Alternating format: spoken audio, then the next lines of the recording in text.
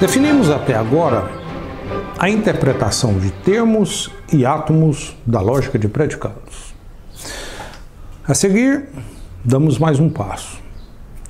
Vamos considerar as regras semânticas básicas que definem a interpretação de fórmulas que não se iniciam com quantificadores. Por que fazer isso? Olha, porque estamos deixando os quantificadores mais para frente. Temos que ter mais atenção na interpretação dos quantificadores. Então, vamos começar pelo que é mais fácil. E essas fórmulas que não começam com quantificadores, que possuem, digamos, uma estrutura mais simples, nós as denominamos de fórmulas que possuem estruturas iniciais simples. Veja a definição. Uma fórmula da lógica de predicados tem uma estrutura inicial simples se somente se ela tem uma dessas fórmulas. Ou é uma negação de uma fórmula da lógica de predicados, ou é uma disjunção entre duas fórmulas da lógica de predicados, ou é uma conjunção, ou é uma implicação, ou é uma biimplicação. Observe que a fórmula tem uma estrutura inicial simples se, digamos, ela não começa com quantificadores, ela é uma negação, uma disjunção, conjunção, implicação ou biimplicação. Além disso, observe que as fórmulas H e G podem ter quantificadores. H e G são fórmulas da lógica de predicados, por isso podem possuir quantificadores. Exemplos de fórmulas com estrutura inicial simples. Entre tais exemplos, temos aqui um caso. Essa fórmula é uma implicação de duas fórmulas da lógica de predicados. Aqui temos um H, aqui temos um G e H tem quantificador e G tem quantificador.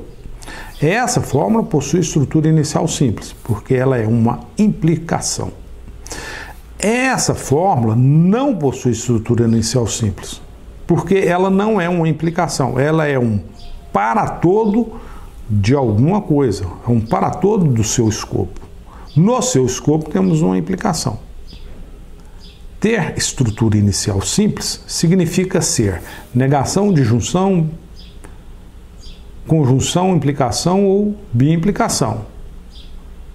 Não ter estrutura inicial simples significa ser uma quantificação de algo, um para-todo de algo ou um existe de algo.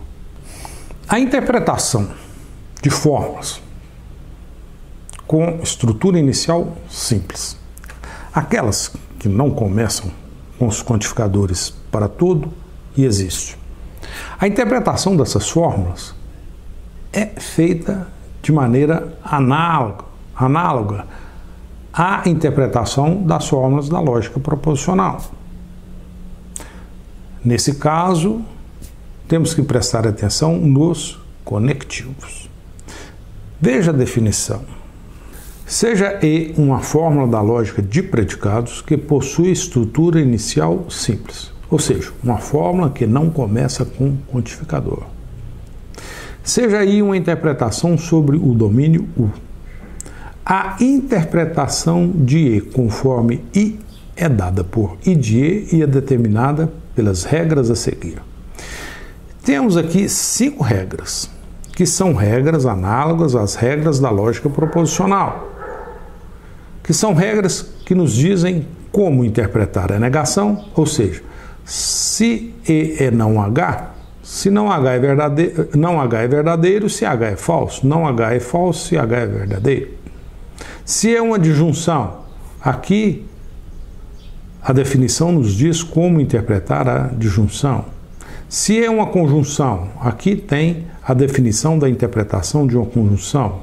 Aqui de uma implicação, aqui de uma biimplicação. Tais regras são absolutamente análogas àquelas regras da lógica proposicional. Ou seja, se a fórmula não começa com quantificador, a sua interpretação inicial, evidentemente, segue as regras da lógica proposicional.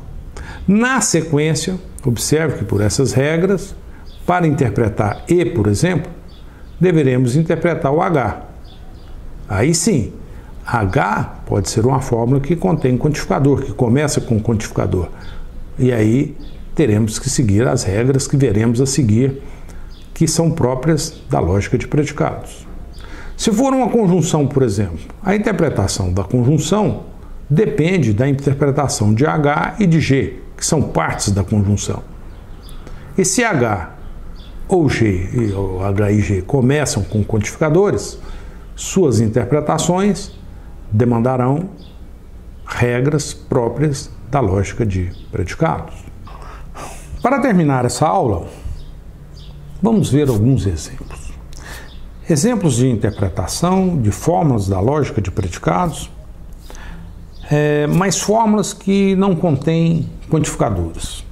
Faremos isso, evitando os quantificadores, para considerar nesse ponto casos mais simples. Seja aí uma interpretação sobre o domínio Z, o conjunto dos números inteiros. Suponha que essa interpretação interprete a função f como sendo a função sucessora. Ou seja, I de f é um fi, aqui está a função semântica, e essa função é tal que fi aplicado a 3 é 4, fi aplicado a 4 é 5 e assim por diante. E g é uma função que é interpretada como uma função que subtrai 2.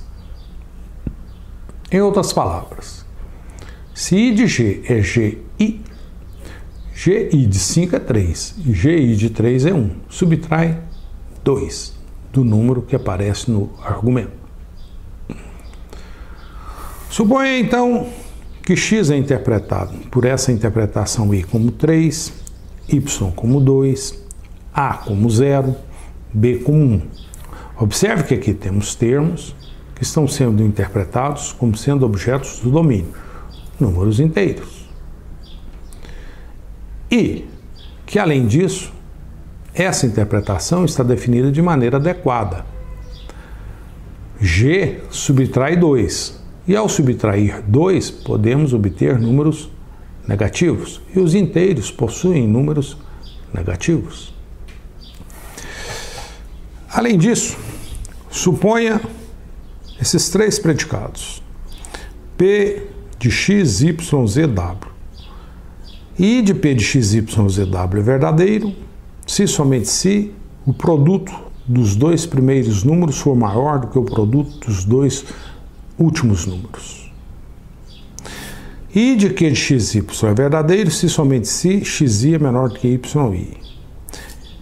I de R, xy é verdadeiro se xi é maior do que yi. Ou seja, Q é interpretado como sendo menor que e R é interpretado como sendo maior que. Nesses termos, observe que P de x, y, AB é verdadeiro. Por quê? 3 vezes 2 é maior do que 0 vezes 1.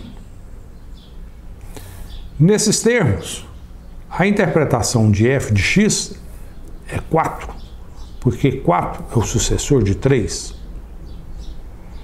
Conforme a interpretação I, g de y é 0, porque y é 2, e g é a função que subtrai 2, então g de y é 0. Por outro lado, Q de xy é falso. Por quê? Porque Q é o predicado menor que, e x é 3, e y é 2. Então, é falso que 3 é menor que 2. Por isso é que Q de xy é interpretado como sendo falso. Por outro lado, R de YA é interpretado como sendo verdadeiro, porque y é interpretado como sendo 2 e A como sendo 0. E é o caso que 2 é maior que 0, por isso RYA é interpretado como sendo verdadeiro. Considere agora essa forma. Temos aqui uma implicação.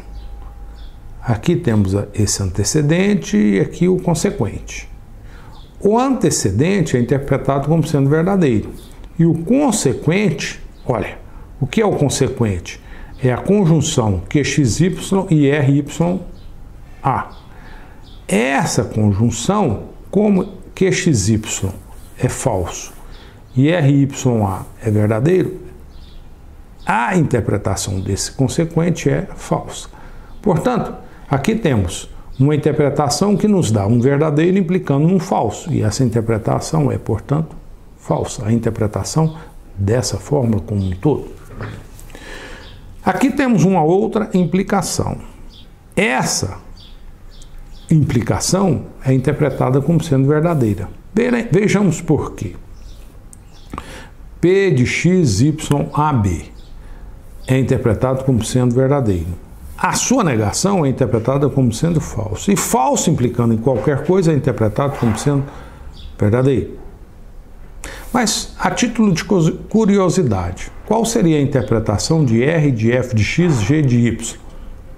Olha, f de x é 4, g de y é 0, o r é maior, e como 4 é maior que 0, então R de f de x, g de y seria interpretado como sendo verdadeiro.